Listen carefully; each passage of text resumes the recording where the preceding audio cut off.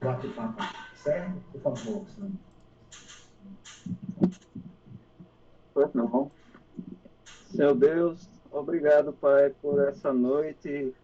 Te peço, Senhor, que o Senhor nos oriente durante o estudo, Senhor, que o Senhor possa usar o Bispo Gervásio como instrumento teu, Senhor, para nos trazer aquilo que tu queres, Senhor, que venha até os nossos corações.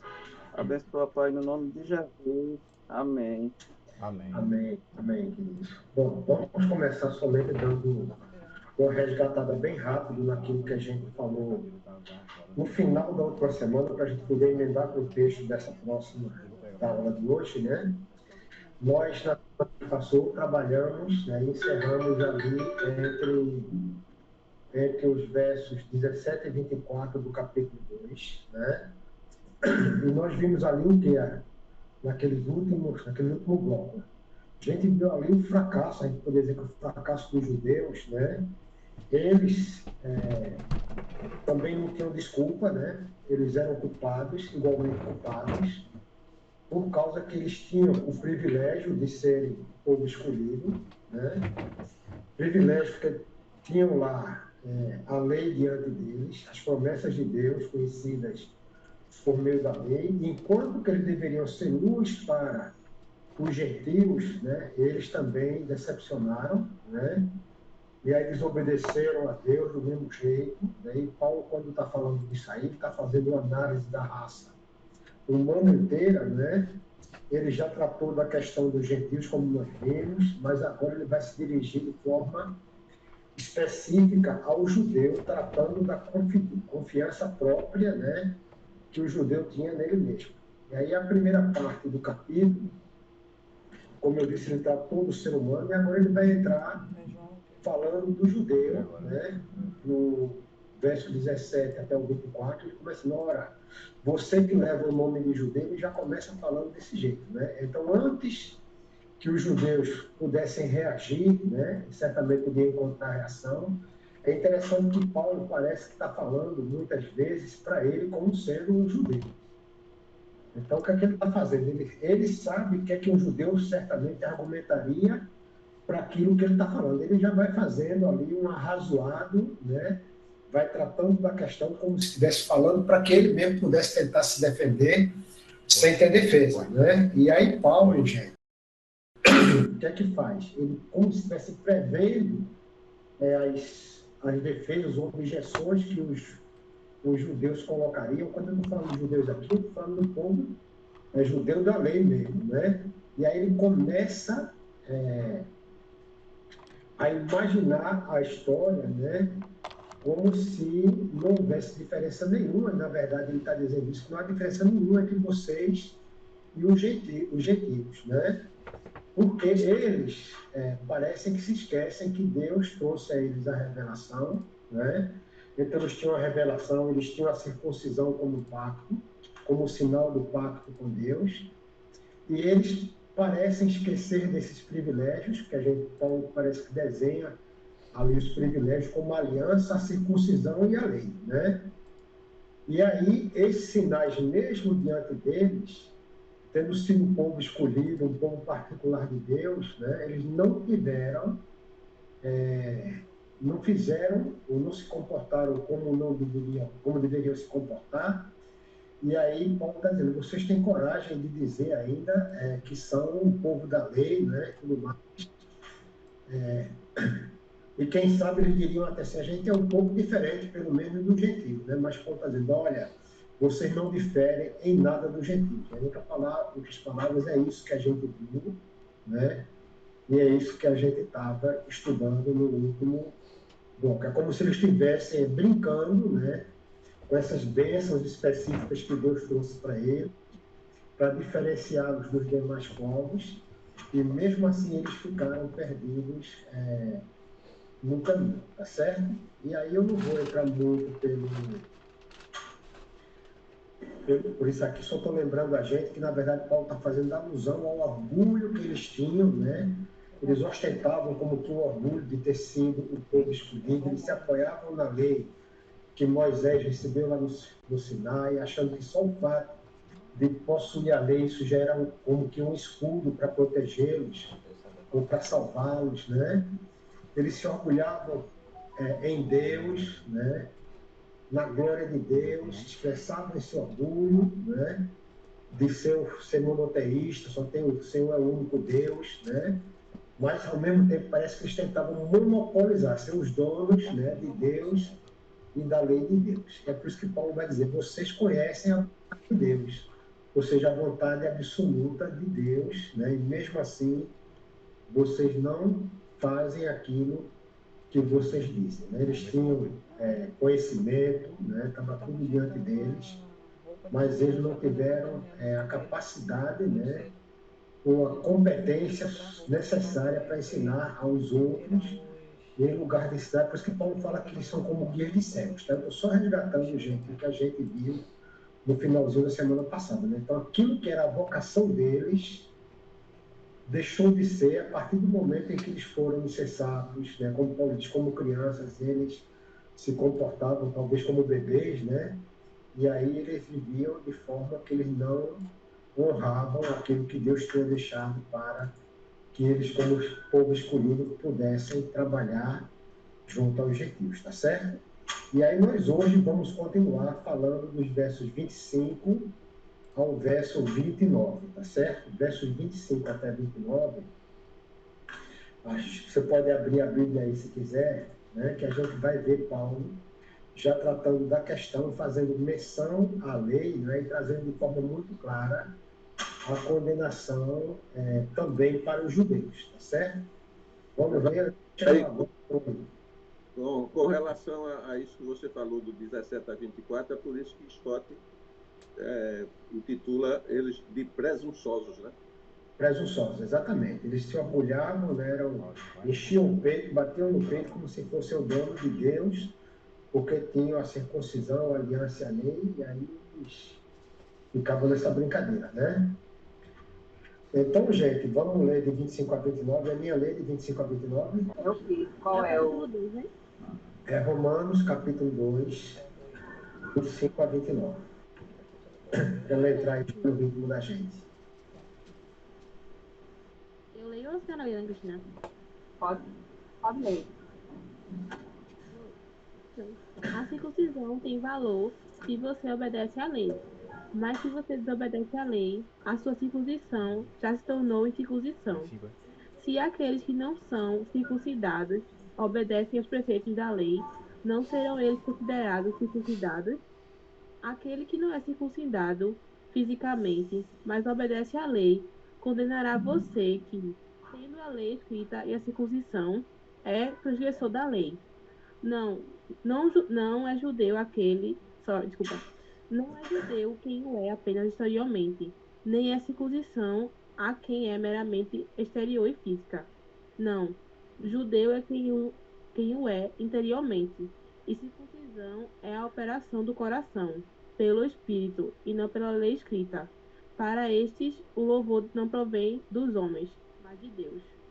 Pronto, vamos pegar esse bloco aí, né? Que é um bloco bem específico, né? Paulo está falando para eles. Então, veja, a primeira coisa que ele diz é que a circuncisão tem valor se você obedecer à lei. Então, Paulo está associando o pacto deles com a obediência à lei, né?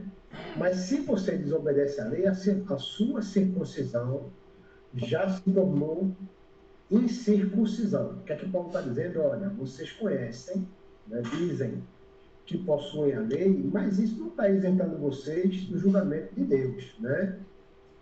E aí é interessante que a circuncisão é um sinal, né, para eles que foi dado por Deus da aliança. Então isso era muito forte na perspectiva ou na vida deles, né?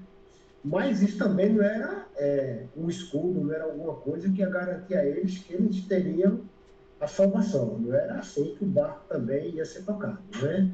Então vejam, o fato deles terem a circuncisão não substituía a necessidade de que eles obedecessem à lei, né? Pelo contrário, eles deveriam assumir a responsabilidade de cumprimento da lei, né?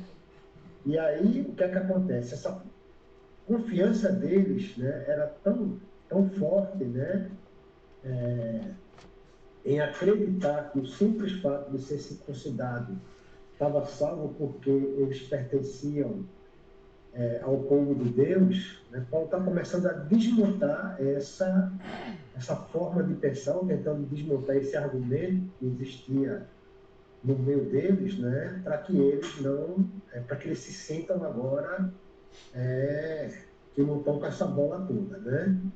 E aí, vejam, Paulo, na verdade, está tentando arrancar essa segurança que existe, né, no meio deles, dizendo que a circuncisão só tem que obedecer à lei. Porque se ele não obedecer à lei, também não adianta de nada, né? Ou seja, sem negar a origem da lei, né, da circuncisão, aliás, a partir de Deus, Paulo está dizendo, olha, eu entendo que a circuncisão é algo que vocês receberam de Deus. Agora, a lei também foi recebida e deve ser obedecida, tá certo? A lei, vocês estão com um símbolo, que é o símbolo de pertencer à aliança, mas a aliança exige de vocês a responsabilidade e, nesse caso, vocês precisam também obedecer à lei, tá certo? E aí, por isso que ele vai dizer, se aqueles que não são circuncidados obedecem aos preceitos da lei, não serão eles considerados também circuncidados? Aí Paulo faz agora um arrazoado que ele vai inverter a história, né? Então Paulo faz aí como se fosse duas... ele faz uma afirmação e joga agora uma pergunta, né, retórica em cima da história, né, que é assim, circuncisão sem obediência não vale de nada, né? Entendeu? E ele está tentando dizer, mas a circuncisão com a obediência é a mesma coisa que o cara ter sido circuncidado, né? Porque os que eram circuncidados deviam obedecer à lei. Se quem não é circuncidado obedece, então eles deviam ser tratados ou entendidos da mesma forma. E aí, gente, ele continua dizendo assim, aquele que não é circuncidado fisicamente, mas obedece à lei, condenará você, olha o problema onde é que está ali, né? Condenará você que, tendo a lei escrita e a circuncisão, é um transgressor da lei, né? Por que Paulo está dizendo isso? Porque os caras tinham a lei, mas eles não tinham a menor preocupação, assim, em termos de... Estou exagerando, viu, gente? Estou exagerando dizer que não tem a menor preocupação, porque é exagero mesmo. Mas, na prática, eles eram extremamente desobedientes, né? E aí Paulo faz traz essa história, né, mostrando, né, que se eles não obedecem, eles estão sujeitos ao julgamento do mesmo jeito que os outros. Então serão julgados da mesma forma porque estão na desobediência, certo? E aí ele vai continuar então fazendo uma declaração dizendo um não bem grande aí, não é judeu quem o é apenas exteriormente. Então a questão não é exterior, né? Não é física, em outras palavras, como ele vai continuar dizendo, porque nem a circuncisão aqui é meramente exterior e física. Então Paulo vai pegar nesse ponto. Depois ele diz, não, judeu é quem é interiormente, e circuncisão é operada no coração pelo Espírito e não pela lei escrita. Para estes, louvor não provém dos homens, mas provém de Deus, né? Então Paulo está dizendo, olha, gente, o que importa é a circuncisão no coração, né? Se a gente trouxer para o tempo de hoje da gente, que importa o cara converter-se, entregar a vida dele a Jesus Cristo de fato, né? E aí ele está circuncidado de coração, porque aquele símbolo lá deles da lei de pertencimento ao povo de Deus, né, sem obediência, não servia para nada, né? Então Paulo está procurando assim ser muito enfático nisso, né? Dizendo que esse ritual físico na prática ele é meramente uma coisa que está presente na lei, mas se não houver a circuncisão no coração que é dada pelo Espírito Santo, né, o cara não está fazendo muita, não está adiantando muita coisa para o cara, não. Tá certo? Porque a obra no coração da gente é realizada pelo Espírito Santo. Então não é um código, não é algo exterior, não é um ato físico, né, que vai salvar o povo e proteger o povo, né? Mas sim uma questão de o Espírito de Deus agindo no coração do homem para que ele possa, de fato, entender que Jesus é Salvador, né? E recebeu o Evangelho, tá certo? Então, Paulo faz esse contraste, né? De forma muito interessante para a gente entender aí. Então, não é uma coisa exterior, é algo interior, né? E é algo que é operado pelo Espírito Santo e não pelos homens. Então, veja que ele faz duas balanças aí, né? É o exterior versus o interior, e é a aprovação de Deus versus a aprovação do ser humano. Tá, o que vale é o interior, é o coração, e o que vale é o que o Espírito Santo faz no coração da gente. Então, gente, o verdadeiro cristão, né?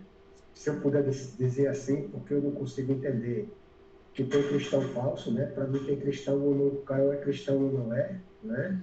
Mas como a gente começa a falar sobre essas coisas, o cristão de verdade, ou o judeu de verdade, é aquele que é no seu interior, né? Não é externo, não é aparência, não é aspecto exterior, é interno, tá certo?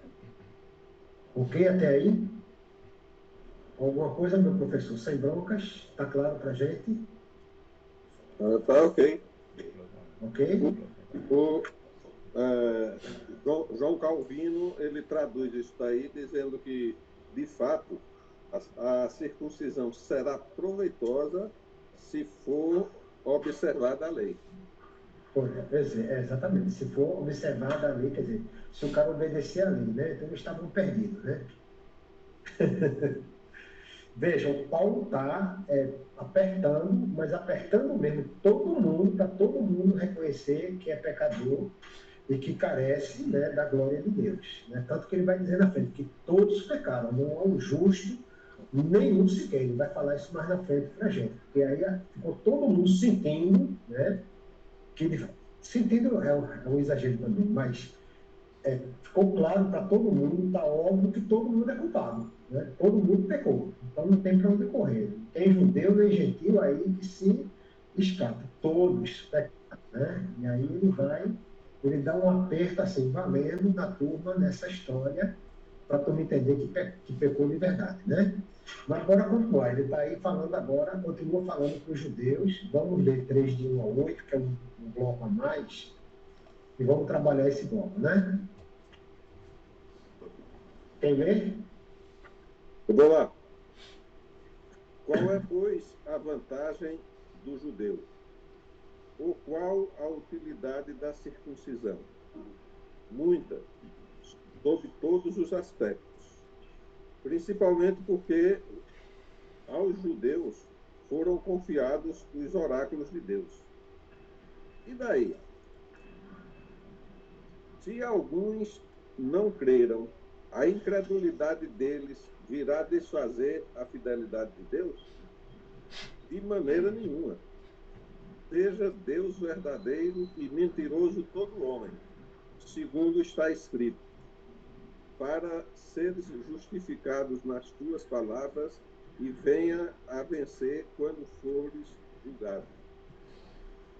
Mas se a nossa injustiça traz a lume a justiça de Deus, que diremos? Porventura será Deus injusto por aplicar a sua ira? Falo como homem. Certo que não. Do contrário, como julgará Deus o mundo?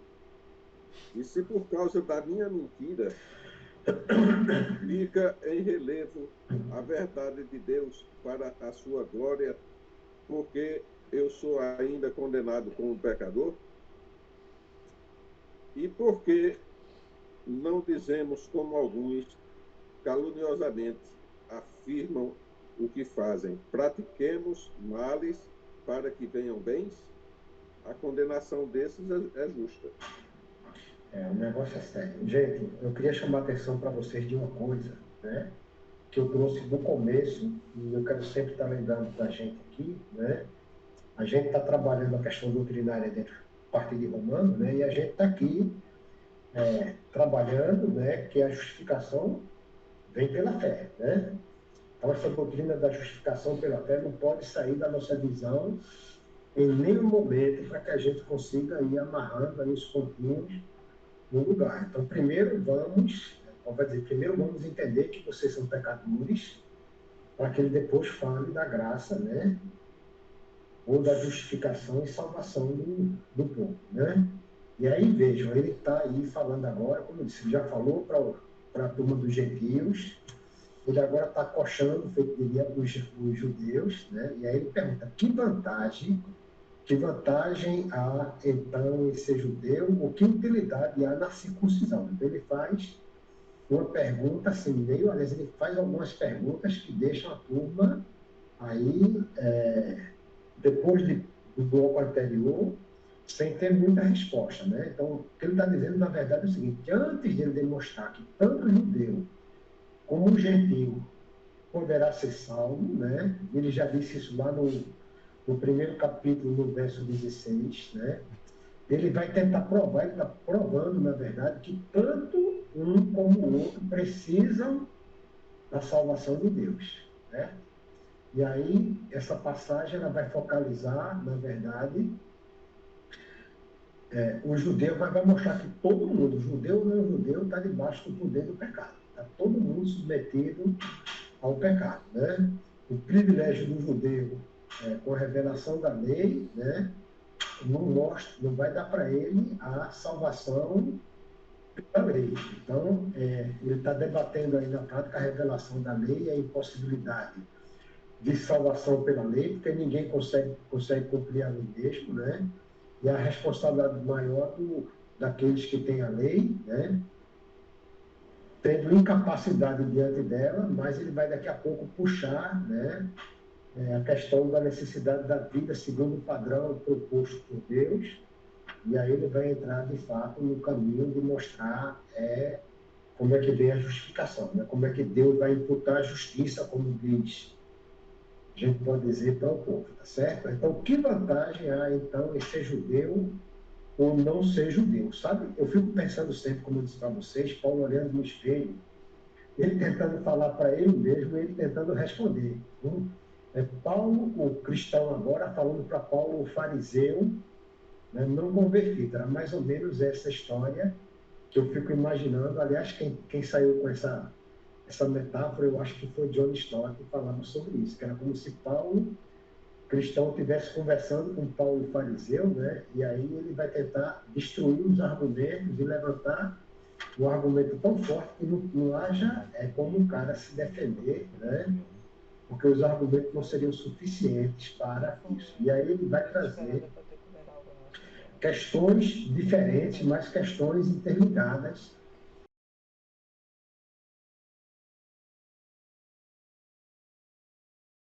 Lei, não é isso que ele está querendo fazer. Ele não está tentando jogar fora a aliança que os judeus tinham com Deus.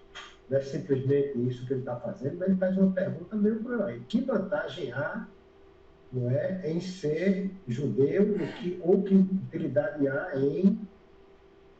na circuncisão, né? E aí, gente, ele está partindo de algo muito interessante, né? Porque essas coisas, como ele já disse, não vão proteger ninguém de julgamento, mas ele vai voltar a discutir o tema, né?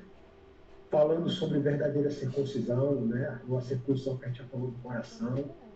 E aí ele está falando qual é a vantagem que tem. Se ele vai dizer que tem muitas vantagens, porque ele faz muita em todos os sentidos. Tem hora que eu penso assim, que parece que Paulo vai até se contradizer, porque ele diz que não tem vantagem nenhuma, e agora ele está dizendo que tem muitas vantagens em todos os sentidos, né? Só a gente que ele está falando agora de um tipo diferente de valor. Isso, na verdade, implica em muito mais responsabilidade do que em tirar proveito de estar circuncidado, né? Tá certo? E aí ele vai falar aqui, na verdade, que eles tinham um privilégio tremendo, o povo escolhido, o povo que recebeu a lei, né? Tinha um privilégio tremendo. Então, isso é uma vantagem enorme. Então, mas eles tinham muitas responsabilidades. Ele vai dizer, porque aos judeus foram confiadas as palavras de Deus. Olha. Então, ele está falando aí de cara, assim, principalmente porque a vocês, falando para os judeus, né? Foi confiada a palavra, foram confiadas as palavras de Deus. E aí ele continuou perguntando, o que importa se alguns deles foram infiéis. Quando ele está falando de infiéis, o que importa se alguns deles não creram, né? Vejam que Paulo está aí sempre brincando com as palavras para fazer esse arrazoado, né? Então, o que importa se vocês ou alguns de vocês foram infiéis? Se vocês não creram, né, na palavra que vocês receberam. Se vocês não creram, independente disso, Deus permanece fiel. Não é o fato de você crer ou não crer que vai mudar a fidelidade de Deus. A fidelidade é um atributo de Deus. Ela não vai mudar em função do fato de vocês crerem ou não crerem, né? Aí por isso que ele pergunta, a sua infidelidade anulará a fidelidade de Deus? De jeito nenhum, né? Ele responde, de maneira nenhuma. Né? De jeito nenhum. A gente podia até dizer que ele estava meio que exaltado aí. Rapaz, sem chance de Deus mudar por conta da incredulidade de vocês. Deus não vai mudar porque o atributo de Deus é fidelidade. Deus não muda, a sua palavra não muda, né? Ele não volta atrás. Deus não é homem para que minta, né? Diz a própria Bíblia. Então a gente está diante de uma questão que eles têm conhecimento, né? E Paulo está explorando exatamente isso. De maneira nenhuma, seja Deus verdadeiro, não é? E todo homem mentiroso. O que ele está dizendo, gente? Olha, quem falhou, na verdade, nas promessas, não foi Deus, não. Quem falhou foram vocês. A promessa de Deus está de pé. Aliás, Deus cumpriu a promessa dele, né? Vocês é que falharam, na verdade, em relação à promessa. Ele vai emendar, como está escrito, de modo que são justas as tuas palavras e prevaleces quando julgas. Mas se a nossa injustiça ressalta de maneira ainda mais clara a justiça de Deus, que diremos? Que Deus é injusto por aplicar a sua ira, o seu julgamento, né? Então vejo que Paulo traz palavras, né? Ele fica brincando com as palavras, mas ele é muito claro, né? Quando ele traz essas expressões, né? Deus é Deus verdadeiro, o homem que é mentiroso, ou seja, o homem para quem não crê, né? E aí ele está pegando aí questões que vão bater dentro do coração da gente, ou dentro da própria questão de doutrina cristã mesmo. Tudo Deus não vai se arrepender, e Deus é esse Deus, né? Então a nossa injustiça, na verdade, quando ele começa a argumentar de modo geral, ele está falando que a nossa injustiça, na verdade, ressalta ainda mais. Por quê, gente? Porque quanto mais uma pessoa for se ache injusta ou pecadora, né, o mais malfeitor, mais justo vai parecer a ele o juízo de Deus, né? Então, quanto mais o cara for malfeitor, mais o juiz parece ser correto. Tá certo? Então, Paulo está aí fazendo alusão à justiça de Deus, né? Claro, a justiça que é revelada no Evangelho, a gente tem que dizer isso de forma muito clara, que é a forma como Deus resolve nos salvar, né?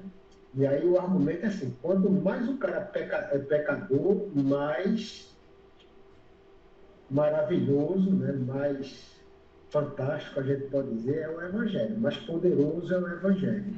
Né? Porque um pecadinho, se o cara acha que tem um pecadinho, o pecadão, se o cara acha que tem um pecadão, vai ser perdoado da mesma forma quando haja arrependimento, certo? Então, Paulo está dizendo exatamente isso, né? E ele vai dizer que a nossa injustiça, na verdade, ela acaba sendo beneficiando Deus, né? Porque vai demonstrar a personalidade de Deus de uma maneira tremenda, né? Um contraste enorme. Né? Parece que quanto mais o cara se afunda no buraco, maior é o braço de Deus para buscar o cara no fundo do poço, tá certo? E aí Paulo também vai fazer aí, trazer essa questão da argumentação dele, porque não diz como alguns caluniosamente afirmam que dizemos, façamos o mal para que venha o bem. A condenação dos tais é merecida. Né? Então, vejam, ele está falando aí do julgamento, né? Ele está brincando com as coisas, porque a turma às vezes fica brincando. Se a gente pecar, sabe que vai pecar e Deus perdoa, então, velho, vamos afundar o pé na jaca, né? Aí é o que Léo costuma dizer, não vamos ser cínicos, né? porque perdão é para quem se arrepende de verdade. E aí Paulo responde essas perguntas, ele mesmo responde as perguntas que está fazendo, né? E aí trazendo essa reflexão de forma mais profunda, dizendo, olha, se a gente está vivendo assim, a condenação da gente é mais do que merecida. E era essa vida que a turma estava levando. Né? Então, vocês estão condenados, estão mais do que merecidamente condenados, né? E não há resultado melhor do que esse que vocês possam alcançar. O melhor resultado que vocês podem alcançar é vocês deixarem de fazer o mal, é que haja arrependimento, para que, em outras palavras, vocês possam se achegar a Deus. Porque quanto maior o mal que vocês fazem, e no dia que alguém se arrepender vai ser perdoado por Deus, isso só vai ressaltar a glória de Deus na prática, tá certo? E aí a gente pode trazer as coisas para nossos dias, viu, queridos? Pensando assim, que esse discurso, né, essa palavra, é uma palavra que é usada, se vocês olharem no próprio livro de Atos dos Apóstolos, esse processo, né, de levar o Evangelho, ele tem que vir primeiro trazendo o cara a consciência de que ele é pecador. Se o cara não tiver consciência que é pecador, como é que ele vai se arrepender? Né? Então, para o cara ter arrependimento, ele tem que ter consciência que pecou. Né? E isso é uma coisa que a gente já viu que todo mundo tem, né? Então, não tem para onde correr. O cara sabe que pecou. Ele pode não ter sido, é alertado, né? Mas ele tem consciência do pecado. Né? Natural ou não, ele vai chegar a essa conclusão, ok? Então, gente, não tem história de privilégio, né, por conta de revelação de lei, né? Porque é impossível que a lei salve alguém. Me admira ver gente hoje ainda vivendo, né, pensando que a lei vai salvá-los, né? Um legalismo profundo, se eu fizer isso, se eu fizer aquilo outro, né? Não entendendo que as nossas obras precisam ser consequência do nosso amor pelo Deus que nos salvou. Então, porque a gente recebeu de graça a salvação de Deus, e nós amamos ao nosso Deus, se isso é verdade mesmo para a gente precisa produzir frutos dignos de arrependimento. Essa é a realidade, né? Senão a gente vai viver uma vida cristã pobre, né, michuruca e sem muito sentido, ok? Alguma questão nesse bloco para a gente não sair avançando? Eu quero ir devagar, viu, gente? Eu não tenho pressa, mas eu tenho um desejo que a gente possa explorar bem o livro de Romanos, que ele vai dar base, né, para que todos nós, como cristãos, né, possamos entender bem a doutrina da gente, não estar com maluquice, né, nem com besteira, pensando de forma equivocada, e até quando estiver conversando com alguém, né, é como diz, como a gente aprende com o próprio texto, a gente saber, né, explicar o motivo da nossa fé, né? Isso é importante, a gente precisa disso, ok? Aí ter, alguma questão ainda aí, Cléo? aí ter, no caso, a vantagem de ter a palavra de Deus seria realmente uma grande vantagem, né? Seria. Mas esse privilégio também aumentava o juízo pela desobediência. Aumentava a responsabilidade. Veja, a gente não pode dizer que aumenta o juízo, porque o juízo é o juízo, né? O julgamento é o julgamento. Então, ele não vai aumentar nem diminuir. O cara vai ser julgado, né? Então, eles estão condenados. Em outras palavras, assim, vocês estão tão condenados quanto os não-judeus. Na prática, é isso, né? O julgamento de Deus não vai aumentar ou diminuir. O julgamento de Deus é o julgamento, é o juízo de Deus, né? Mas eles estão tão condenados quanto os gentios. Se eles achavam que eram bonzinhos porque tinham a lei, Paulo está dando esse aposto neles, dizendo, vocês estão tão condenados quanto aqueles que vocês ficam aí julgando, batendo nos peitos, né? Esses caras podem estar julgando vocês também agora, né? Do mesmo jeito, sem nenhum mais. Tá certo? Eu digo aí nesse sentido, se ele conhece a lei e não a pratica, então ele vai ser condenado pela desobediência. Isso, exatamente. Aliás, todo mundo é condenado pela desobediência, né? Até o gentio é pela desobediência também. Mesmo não conhecendo a lei, ele faz o que é errado, né? Mas principalmente quem é conhecedor da lei. Né? Quem é conhecedor tem uma responsabilidade muito. Vejam, esse povo, como Paulo, eles tinham privilégios tremendos, né? uma vantagem enorme. Eles tinham a lei, eles tinham o pacto. Então, esse povo tinha uma responsabilidade muito grande. Eles eram um povo escolhido. Né? Olha a eleição aí. Um povo escolhido por Deus. Um povo para ser referência para todos os povos. E eles fracassaram nesse sentido. E não foi um fracasso assim de a gente fracassou tendo cuidado. Não, eles não foram cuidadosos. Eles zelaram de verdade por aquilo que receberam. Qual foi o zelo deles? O zelo deles foi para cima do lugar errado, né? Foi para cima de um legalismo que não era aquilo exatamente que Deus queria, né? Tentando se apossar. Veja, na prática eles queriam ser os donos de Deus, né? E os donos da lei de Deus. Quando Deus é o dono deles, foi Deus que deu a eles a lei, para que eles pudessem obedecer, né? Então havia aí meio que eu diria assim, uma inversão, eles tentando inverter os papéis, se fosse ser muito cru no que a gente pode dizer. Ok, gente? Gente, tendo dúvida, vamos perguntando, parando, para a gente sair daqui bem, assim, fortalecido na nossa musculatura, né? Para que a gente vá avançando, compreendendo. A gente está falando aqui da culpa, para depois falar da justificação, né? Justificação pela fé. A gente não perder de vista a doutrina, tá? Que é o propósito de a gente trabalhar aqui dentro de Romanos. Ok? Podemos avançar? Ô, bispo, quando Jesus fala assim, aquele que conhece a vontade do Senhor e não faz a vontade dele, receberá muitos açoites, mas aquele que não conhece, receberá poucos açoites. Isso é mais ou menos o que Paulo também está dizendo aqui, que por o judeu conhecer a vontade de Deus não fazer, ele... Veja, se você conhece, veja, se você sabe que botar a mão na tomada vai lhe dar um choque, você bota a mão na tomada, leva muito de choque, para você vai doer muito mais do que quem não conhece. Porque vai dizer, puxa vida, eu sabia que eu ia me quebrar por causa do dedo ali. Né? O outro, coitado, não sabia. O cara com o dedo ali levou um choque como uma surpresa. Né? Mas é aquela história da nossa decepção, da nossa frustração, né? Puxa vida, eu sabia que estava errado. Veja, quantas vezes a gente comete um pecado sabendo que vai pecar? E depois fica aquele sentimento de culpa, parece que a gente está apoiando, né? Não é verdade? Eu já pequei, velho, eu sei que aquilo dá certo, eu vou meter a cara de novo. Quando eu meto a cara, me arrebento de novo, eu digo, rapaz, eu estou apanhando de graça. Estou levando chibatada sem necessidade, porque eu sabia que ia apanhar, né? Então é como se fosse simbolicamente alguma coisa nesse sentido, sabe Lu? Bora adiante? Sim, entendi.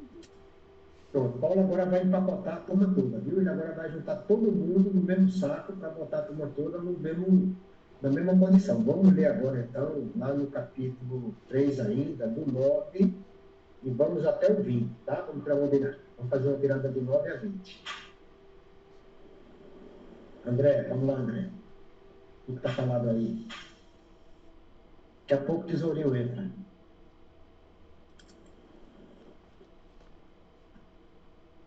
Pois que somos nós mais excelentes? De maneira nenhuma, pois já dantes demonstramos que tanto os judeus como os gregos, todos estão debaixo do pecado. Como está escrito, não há um justo nem um sequer. Não há ninguém que entenda, não há ninguém que busque a Deus. Todos se extraviaram, e juntamente se fizeram inúteis. Não há quem faça o bem, não há nenhum só. A sua garganta é o sepulcro aberto, com as suas línguas tratam enganosamente, peçonha de áspides, estas debaixo dos seus lábios, cuja boca está cheia de maldição e amargura. Os seus pés são ligeiros para derramar sangue. Em seus caminhos há destruição e miséria, e não conhecerão o caminho da paz. Não há temor de Deus diante de seus olhos.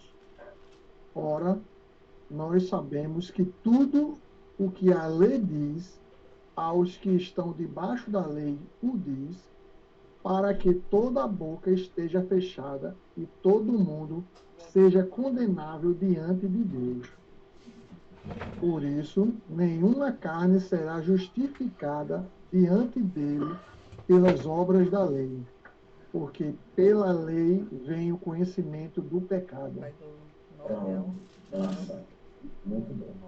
Veja, onde é que a gente está chegando agora? Paulo está chegando aí nos finalmente dessa fala todinha, longa, inclusive, sobre a questão da culpa, né? Sobre a condenação da raça humana, tá certo?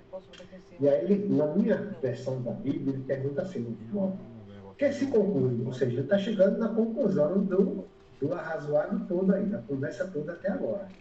Que se conclui? Temos nós qualquer vantagem? Não, de forma nenhuma, pois já temos demonstrado que todos, tanto judeus como gregos, estão debaixo do pecado, como está escrito. Tanto judeus como gentios, ou judeus e não judeus, estão sob a mesma condição. Ou seja, o que é que Paulo fez? Paulo trouxe aí, veio construindo, né, essa fala toda, né, como que ele veio desenhando, né, mostrando a depravação do ser humano, né, especialmente no mundo gentílico daquela época. Está falando aí da hipocrisia dos judeus moralistas, ou até dos que não eram judeus.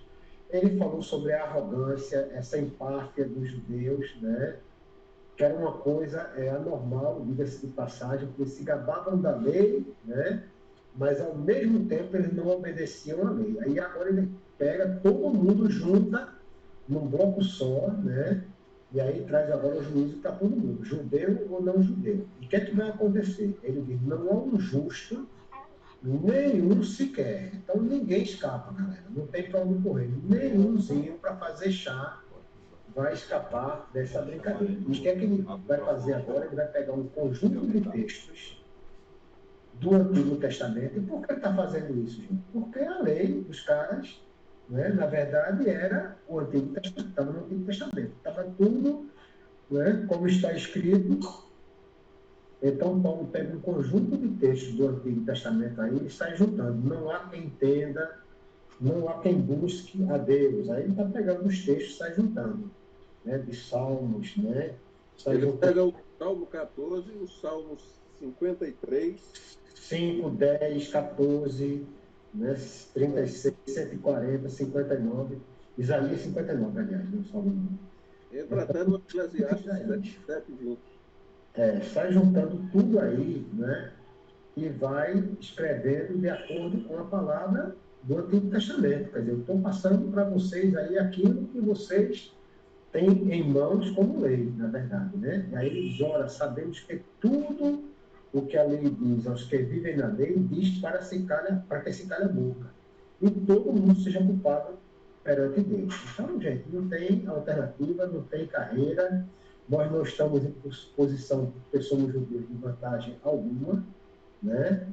Não há vantagem em ser judeu, apesar dele ter dito que havia vantagem em muitos sentidos, parece, como eu disse para vocês, que tem ali uma contradição, mas não é verdade, porque ele fez na verdade, foi salientar a responsabilidade, né? Porque não há realmente posição de vantagem, né?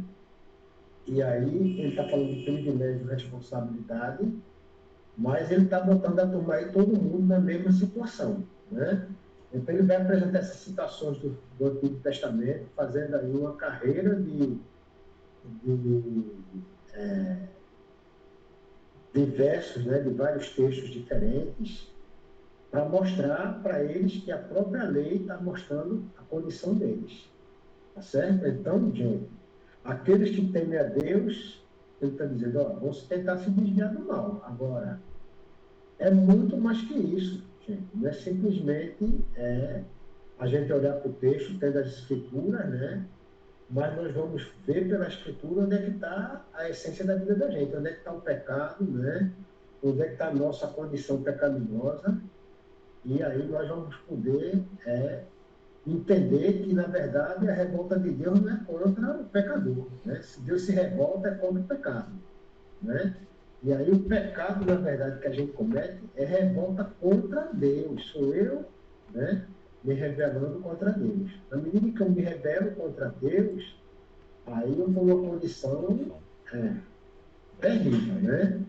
Então, o Paulo está tentando mostrar, através do Antigo Testamento, essa questão da destruição do pecado. O pecado destruindo a nossa relação com Deus, né? E aí ele faz essa lista exatamente por aí. Paulo era um cara muito esperto, né? Pensando como ele faz essa lista, né?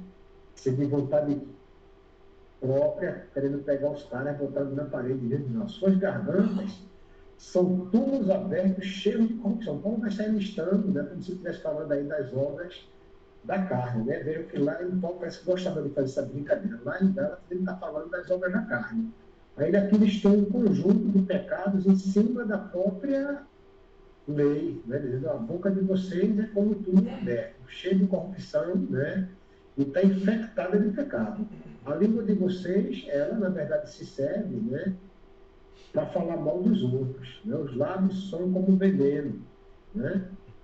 As bocas cheias de amargura e maldição. Os pés de vocês são apressados para buscar violência e derramar sangue. Então, Paulo está dizendo, ó, gente, isso tudo aí, na verdade, está mostrando que vocês estão caminhando na direção errada. Vocês estão caminhando contra, né, Deus e não na direção de Deus.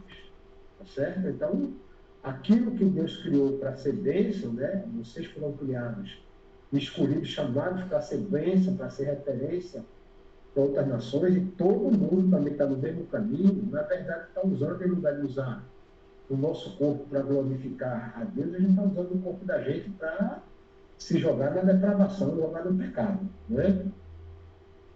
E aí a gente pode entender, então, a universalidade do pecado nesse caso. John Stott chama isso aí de universalizar o pecado, né? Tanto, né, que a gente, quando olha para isso, Paulo está dizendo, não há um justo nenhum sequer.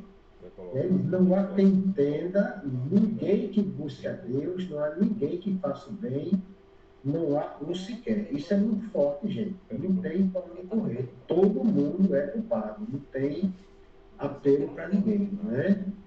E aí ele está mostrando que a lei vem, né? Ou da lei vem o conhecimento do pecado. A lei está mostrando para a gente o que é pecado e a gente tem muita consciência disso, né? Todos se desviaram do caminho certo. Todos se desviaram do caminho de Deus e todos estão em pecado. Então, essa é a grande, né, questão colocada diante das pessoas, tá certo? Então, Paulo está concluindo, declarando, né, condenação para todo mundo baseado na obediência à lei. Então, já que ninguém obedece à lei, todo mundo é culpado. Então, ninguém escapa, tá certo? Não tem para onde correr.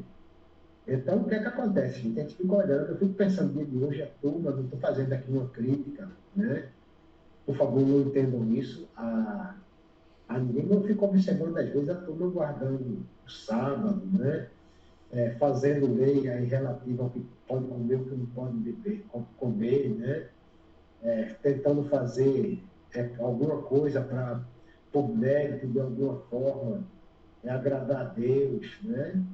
E aí não está vendo as coisas como devem entender. A salvação, por lei, é aquilo que alimentava, enchia o peito, né, dos judeus. Mas a gente deve se alegrar com a salvação vinda pela fé, né? Porque é pela fé que a gente recebe a salvação de Deus. Então, vai trabalhar isso muito bem daqui a pouquinho nos textos que seguem, ok? Então, gente, está claro, para a gente não tem mérito nenhum, para ninguém tem mérito nenhum. O mérito é de Jesus, todo de Jesus, porque foi Ele quem fez o que precisava ser feito para nos salvar, ok? Fechado?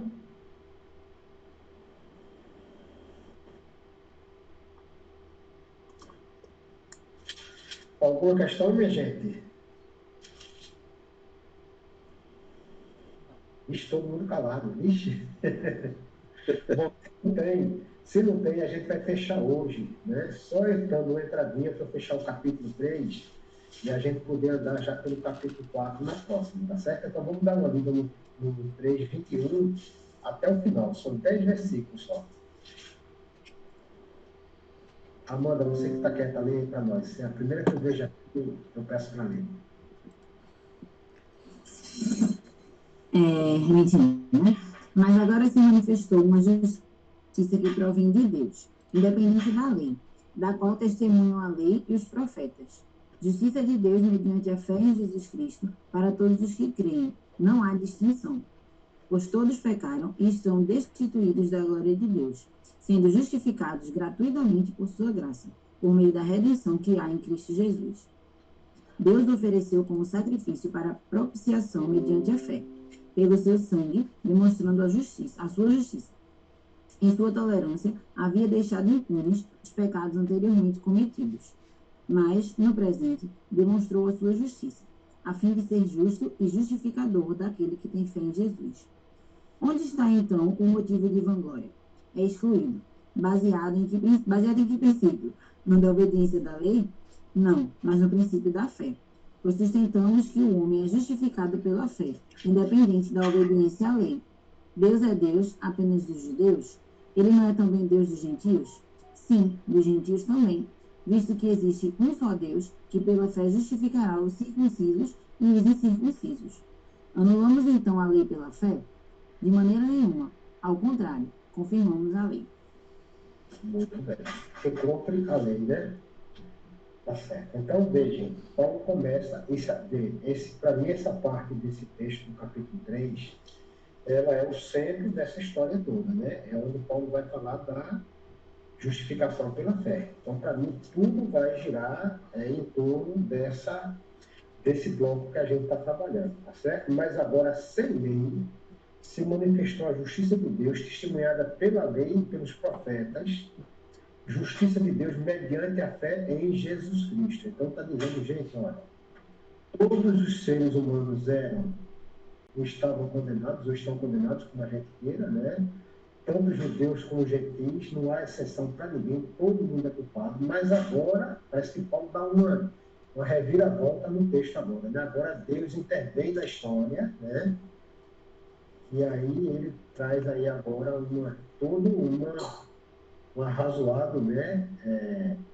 Fazendo um argumento, quem sabe até dentro de uma cronologia, a gente está no momento presente, apontando para o futuro, olhando para o passado, ele vai fazer aí um arrazoado, fala, veja o que ele está falando, né? Da lei dos profetas está lá atrás, ele fala da justiça de Deus mediante a fé em Jesus Cristo, é o presente para eles, né? E ele vai falar depois da própria glória de Deus, tá certo? E aí vê, ele entra por aí, ele está tratando exatamente do centro, né? Ele está no centro da doutrina. A justiça de Deus se revela em Cristo, né? Mediante a fé em Jesus Cristo. O que é isso, Geraldo? Cristo realizou o sacrifício, né? E a justiça de Deus se revela na cruz de Cristo. Então não tem muito segredo para a gente já tem esse conhecimento. Então, uma justiça que provém de Deus, né? Veja, vem de Deus, a justiça de Deus, não é de ninguém, a justiça vem de Deus, né? A gente tem que ressaltar isso. Ela vem para nos salvar mediante a fé em Cristo Jesus. Então, gente, pela cruz, né? Ela foi revelada na cruz de Cristo. Não tem para onde a gente ir muito longe disso. E ela é para aqueles que creem, e ele diz que não tem diferença, porque todos pecaram e carecem da glória de Deus. Aí, de novo, está dizendo, ó, judeu ou não, né? É pela fé na pessoa de Jesus Cristo que a gente vai ser justificado por Deus.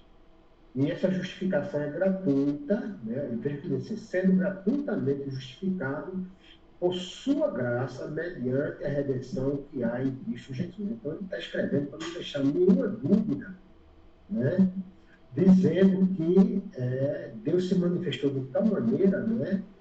Que ele traz para a gente essa visão, como que histórica, digamos assim, da morte de Cristo e suas consequências. Elas estão valendo até hoje. Todo aquele que crê, e quando a gente está falando de crer, não é aquele negócio, eu acredito, não é aquele que crê, que firma sua vida em Jesus, todo aquele que crê, ele tem a salvação gratuita, não é justificado por Deus, ou seja, a justiça de Deus está revelada por meio do Evangelho. Não tem nenhum grande segredo nisso, né?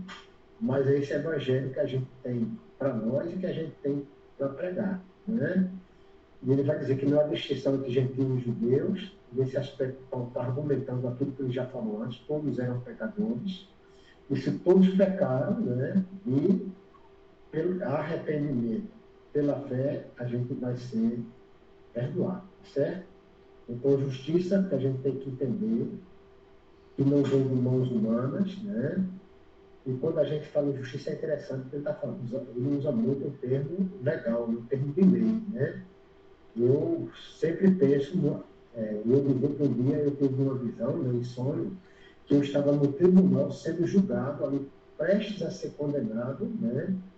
E Jesus, como meu advogado, entrou no tribunal, mandou parar o julgamento, disse: pode parar, porque eu já paguei o preço, né? Esse homem já foi justificado e não há mais peso sobre ele, porque gratuitamente ele já recebeu a abolição, a absolvição de seus pecados, e ele recebeu de Deus, na sua misericórdia, a salvação. Né? Então, gente, é em Cristo, né? Ou é pela fé em Jesus Cristo que a gente tem a salvação. Essa história de gente querendo fazer aí esforço, né? Não tem para onde correr. A fonte da nossa justificação está em Deus e na graça de Deus. É isso que Paulo está mostrando. Nós fomos justificados gratuitamente por sua graça. Não é por nosso esforço, né? Gratuitamente é de graça. É graça de graça, né? É graça sem esforço humano. Nosso esforço, na verdade, deverá ser em amando a Deus, fazer a boa obra, que é produzir frutos de quem se arrependeu, fruto de arrependimento, né? E mais, para ficar claro, né, é que essa justiça, a nossa justificação, ela vem em Cristo na cruz, né? Então, o sacrifício de Jesus é quem traz para nós salvação. Isso é muito claro, né? Não tem muito o que dizer aí. Aí a gente vai em seguida, para a gente fechar a aula de hoje, aproveitar um pouquinho esse bloco do texto, falar sobre a questão de redenção, né? Usar os termos que Paulo usa aí para a gente trazer mais clareza sobre alguns termos que nós precisamos ter em mente, como redenção, propiciação, né? Para que a gente tenha como ter em mente de forma muito clara, né, o que é cada uma dessas coisas, tá certo? Mas não perder de vista que o meio para a justificação é pela fé. Isso é o centro da doutrina e é aí que a gente está firmado, tá certo? Tanto que Paulo vai fechar esse bloco do texto falando, né, exatamente que nós não... fazer uma pergunta, não anulamos a lei hoje pela fé, de maneira nenhuma, antes confirmamos a lei. Aquilo que a lei apontava aconteceu, né? A gente confirma a lei, na verdade, na medida em que a gente recebe Cristo por fé, né? Porque nele se cumpre a lei. Então, a gente está dentro de um contexto onde Paulo está fazendo uma razão muito bom, muito bacana. Aí a gente, na próxima, dá uma fechada nessas questões de redenção, né? E propiciação, e a gente vai adiante, ok? Como já estamos às 8h03, vamos fechar, porque eu tenho que dar uma também lá de teoria sistemática, tá certo, gente? Então vamos encerrar orando também, a gente começou orando, vamos encerrar orando. Né? Alguma questão mais? Alguma questão, minha gente? Não, está claro para todo mundo? Vocês já são capazes de mostrar a alguém que esse alguém é culpado, né? Está diante de uma vida condenada, porque em Cristo a gente encontra a justiça de Deus, é justificado pela fé. E aí está bem claro que não somos justificados nem pelo conhecimento da lei, nem pela circuncisão, mas somos salvos pela fé através do sacrifício de Cristo. Já pensou Abraão? Hein? Como é que Abraão ia ser salvo? Se fosse se fosse pelo conhecimento da lei, ou pela circuncisão, né, que foi depois, né? Que quer dizer, quem não foi circuncidado antes de Abraão, dançou. dançou, né? Então, gente, o interessante é que vocês veem que Paulo vai dizer que essa questão de circuncisão e outras coisitas mais são todas obras da lei. Não são pelas obras da lei que a gente vai se salvar, né? E a circuncisão salvasse, teria sido inútil o sacrifício de Cristo O na sacrifício de Cristo. Exatamente. Exatamente. Beleza? Vamos orar? Tesourinho, agora a voz é sua para você orar.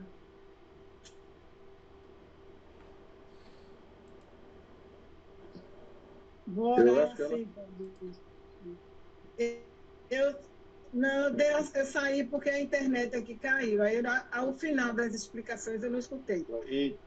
Nós não escutamos. Internet no Neymar. Mas vou orar. Neymar, sobe e desce, né? Estava Senhor dizendo que, que Paulo, quando está falando sobre isso, está dizendo que não adianta, não são as obras da lei, né? Nem o conhecimento da lei que irão salvar ninguém, né? A lei se cumpre em Jesus, né? Ele é exatamente o cumprimento da lei e é pela fé na pessoa de Jesus Cristo. Então a gente já tem subsídio para dizer para alguém que ele sem Jesus está condenado, já está condenado porque está sem Jesus, né? Mas não vamos condenar ninguém, mas temos argumento para dizer onde é que ele encontra a salvação. É em Jesus pela fé, né? Porque Jesus já fez o que tem que ser feito na cruz e já nos justificou na cruz. Então, vamos orar e agradecer a Deus por isso. Amém. Senhor Deus amado, nós te agradecemos, meu Pai, por este momento tão edificante, Senhor, que vem nos ajudar a aprender um pouco mais da Tua palavra, meu Pai. Abençoa os nossos bispos, nossos pastores, abençoa todos os professores, Senhor, que têm nos orientado. Nós te agradecemos em nome do Senhor Jesus. Amém. Amém. Graças a Deus e Deus nos abençoe. Boa Amém. noite. Vai entrar no casamento Amém. agora aqui. Boa noite. Boa noite. Já, já. Boa noite.